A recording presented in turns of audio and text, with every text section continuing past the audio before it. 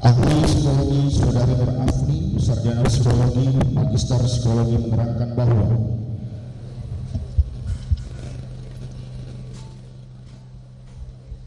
maksud dan tujuan dilaksanakan pemeriksaan psikologi forensik terhadap Peggy Setiawan alias Peron dilakukan guna 1. Memperoleh gambaran tentang profil psikologis Peggy Setiawan alias Peron meliputi aspek intelijensia, kepribadian, dan status mental dalam rangka menetapkan kompetensi tersangka untuk memberikan keterangan dan mempertanggungjawabkan suatu tindak pidana.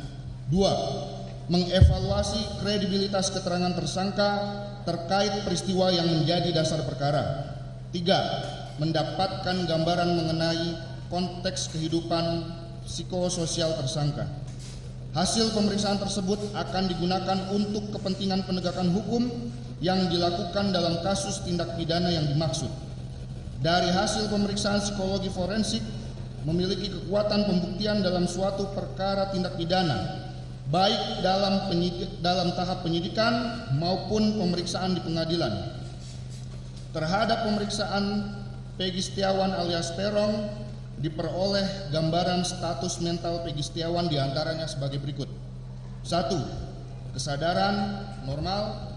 2. Penampilan Peggy Setiawan terlihat lusuh, kurang merawat diri, dan tampak lelah. Proporsi tubuh kurus dan di bagian lengan sebelah kanan terdapat tato berbentuk bintang disertai bekas luka berupa jaringan parut atau keloid di pinggir tatonya. 3. Aktivitas psikomotor. Selama pemeriksaan, Peggy kerap memegang dan menggaruk tangan serta menggaruk kepala setiap merespon pertanyaan. Kontak mata kurang terjaga atau cenderung menghindari kontak mata dan terlihat gelisah. 4. Bicara.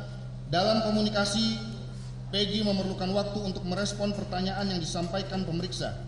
Ia juga sering menjawab tidak tahu, terlihat kebingungan, serta menyampaikan informasi dengan kalimat singkat dan terbata-bata. Dalam berbicara, suara terdengar lirih dan temponya lambat.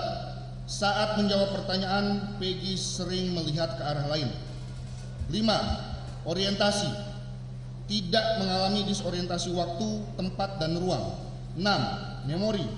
Kesulitan dalam menyampaikan informasi secara detail, beberapa informasi yang disampaikan tidak konsisten. Mood. Terlihat gelisah dan khawatir. 8. Emosi dan afek. Selaras atau kongruens dengan isi pembicaraan. 6. Persepsi. Tidak ada gangguan persepsi atau tidak ada halusinasi. 10. Isi pikir.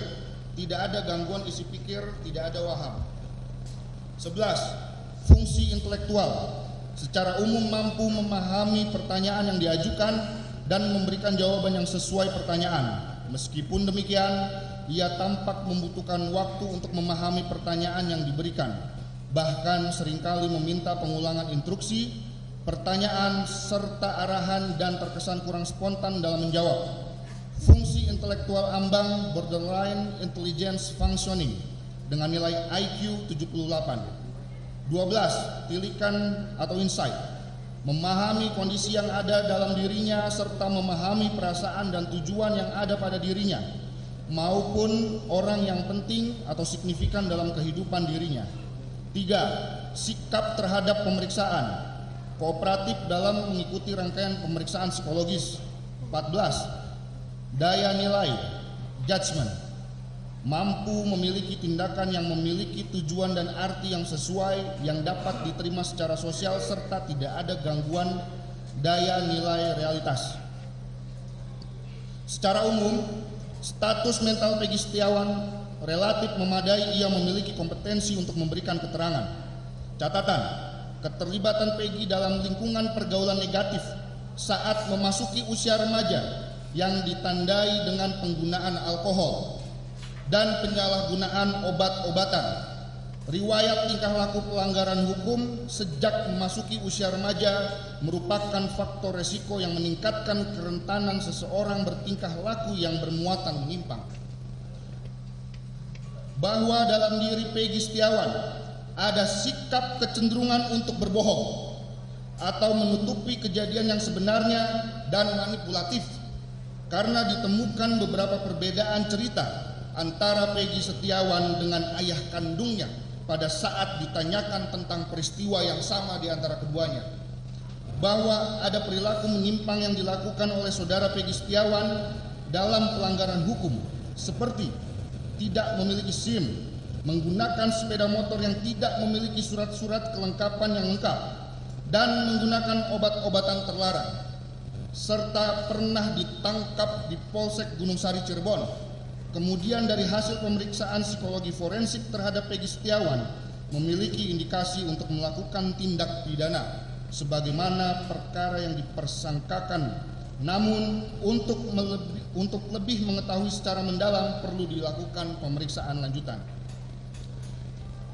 Pada saat saudara Peggy Setiawan ditanyakan secara langsung mengenai peristiwa tersebut di atas, saudara Peggy Setiawan menjawab tidak tahu. Akan tetapi, jika dilakukan pemeriksaan secara kolateral, yaitu dengan data-data yang secara tidak langsung dihubungkan dengan data-data yang lain, seperti pada saat dilakukan tes dengan alat warsau, ada perubahan reaksi emosi di saat kami memperlihatkan secara tiba-tiba dan cepat foto korban Eki ataupun Vina. Ada sempat terjadi perubahan emosi pada saat melihat foto tersebut, sehingga tergambar adanya indikasi bahwa saudara Peggy Setiawan mengetahui peristiwa tersebut di atas. Akan tetapi untuk lebih mengetahui secara mendalam perlu dilakukan pemeriksaan lanjutan. Bahwa temannya yang bernama Sudirman pada pemeriksaan pertama, saudara Peggy Setiawan tidak mengenalnya. Akan tetapi pada saat pemeriksaan kedua, saudara Peggy Setiawan mengaku mengenal saudara Sudirman karena teman sekolahnya. Bahwa Peggy Setiawan memiliki karakter manipulatif dan saudara Peggy Setiawan dapat dimintai pertanggungjawaban atas perbuatan yang dilakukannya. Mohon izin yang mulia, akan dilanjutkan oleh rekan kami.